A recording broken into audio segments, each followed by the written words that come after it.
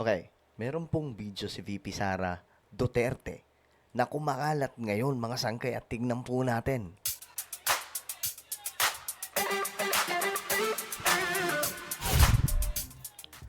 So hello, what's up guys? This is me. We are back dito sa ating vlog today. At eto nga po, pag-uusapan po natin ngayon itong maingay na video ni VP Sara dahil po sa isang interview. Alat na kalat po ito ngayon mga sangkay at dahil pa ulit-ulit na po nakikita ko sa mga reels at kung saan-saan pa, pag-usapan na po natin ito, okay? So, sa mga hindi pa po dyan nakakapag-subscribe, makikita nyo po yung subscribe button sa baba ng video na to. Ito mismo, i-check nyo po. I-click nyo po yung subscribe, i-click ang bell, at i-click nyo po yung all. Alright? Sa mga nanonood man po sa Facebook, i-follow nyo po yung ating Facebook page. Okay. Ito na, tingnan po natin kasi may ganap. No, may naganap. Ito. VP Sara di kayang ayusin ang problema ng bansa. Kailangan daw ng 25 or 30 years. Pero ako to be honest, sa totoo lang, hindi po talaga kaya ng 6 years para maayos po itong lahat ng problema sa Pilipinas, lalong-lalo na po yung korupsyon. Kaya nga sabi ko, 'di ba, extend na lamang po yung term ni PBBM para nang sa ganun imagine kung 12 years kahit paano malaki na po yung magiging improvement ng bansa natin noon. Kasi hindi po talaga kaya ng 6 years. Pero ito kasi sobra 25 to 30 years. Oh my goodness. In terms of yung problema na meron tayo ngayon dito sa Pilipinas, do you think Taray, do you think? kaya mong ayusin yung Kulang ang 6 years Kulang ang 6 years. para ayusin ang isang bansa. Minimum Ba't may ganun namang effects? of 30 years. Siguro Ano daw? Teka lang. minimum of 30 years. Minimum of 30 years. Okay. Siguro kung parang walang tulugan, wala ng 25 years. Walang tulugan. 25 years. Bakit yan?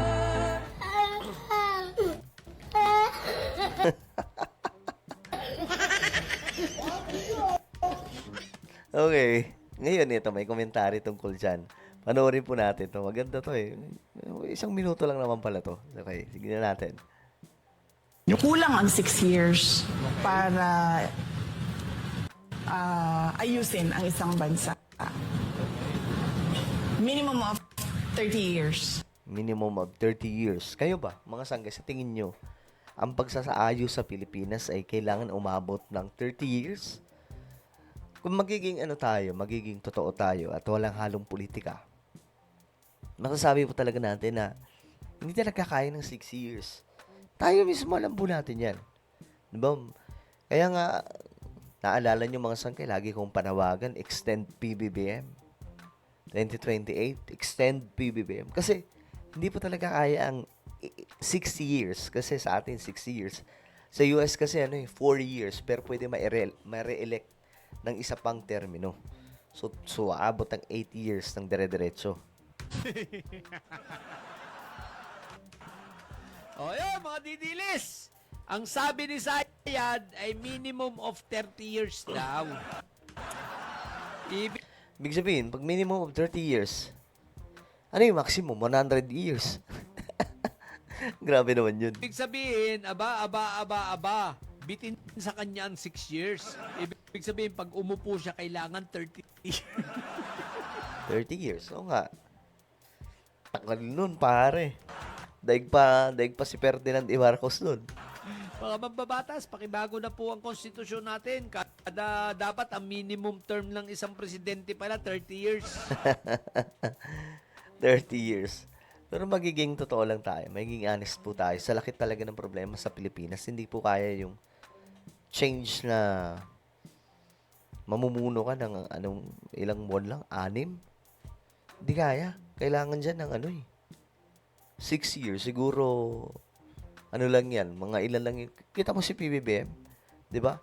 6 na taon, meron pong mga project na ang hirap ipatayo. Kagaya po ng Bataan na Cavite Interlink Bridge. Sobrang haba nun. Magiging second longest bridge in the world po yun. Sa karagatan. Pero hanggang ngayon, mga sangkay, hindi pa rin nagagawa. Ilang taon na si PBBM. Kasi ang tagal po talaga. Plano pa lang. Plano, tapos maghahanap pa ng popondo. Ay, naku po. So, kulang talaga. Pero, hindi ko alam kung sobra naman yung 30 years na minimum. Pambira. Yun naman pala, 30 years pala, tapos nagyayabang ka na sinasabi mo, kaya mong ayusin ang lahat. Hindi mo nga maayos-ayos yung impeachment mo, yung confidential funds mo, tapos by 30 years ka pang nalalaman.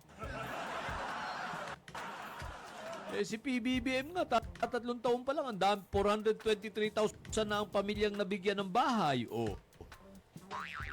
Tatlong taon pa lang si PBBM, nabayaran niyang utang ng mga magsasaka. Tapos ang dami niyang naipatayong bagong mga rice mill. Na mga high-tech. Ano pa lang yun? What more kung 30 years? Pero ibang klase ito si Sayad, 30 years, talagang ayawaan. Ay, naku po, aray ko. Okay, magkusama-sa po tayo ng komento, syempre. Eto, tingnan po natin. Agree ba kayo kay VP na need ng 30 years para maayos ang bansa kung walang tulugan 25 years? Okay, tingnan natin. Sabi ng isa dito, ewan ko kung saan tayo pupulutin. Kung si Inday ang presidente natin. Tapos itong mga DDS vlogger, pinapakita pa sa media ang kapupuhan ng idol nila. Parang sa DepEd lang bigyan nyo ako ng 100 billion para ayusin ang DepEd. Mahirap yan, yung mga pangako na ganyan. Mahirap yan, mga sangkay. Kadalasan dyan, failure Halatang puyat na utang. Abira. Dito naman, magbasa tayo. Minsan talaga, mga comment. Alam nyo, minsan kapag may mga viral, hindi ko na tinitignan yung content. Doon na lang ako. Parang tingin ka lang saglit. Tapos, magbasa ka na ng comment. Sobrang dami nakakatawa Ang dami nang-aalaska 30 years, 3 years nga lang niya wala nga nagawa. So magtiis ka muna ng 30 years. Lustay si PBBM muna, magbiyahe ka muna after your terms. Let's start with PBBM, the 30 years in service. How nice naman. Well, ano po ang inyong opinions? Anong inyong masasabi sa 30 years na VP Sara? Payag ba kayo? 30 taon. Tama ba? 30 taon na mamumuno sa Pilipinas. Comment down below. Meron po tayong YouTube channel. Ito po ay Sangkay Revelation. Hanapin niyo po ito ngayon sa YouTube. Kapag nakita niyo na, i-click niyo po yung subscribe, i-click ang bell, at i-click niyo po yung all. Ako na po yung magpapaalam. Mag-iingat pong lahat. God bless everyone.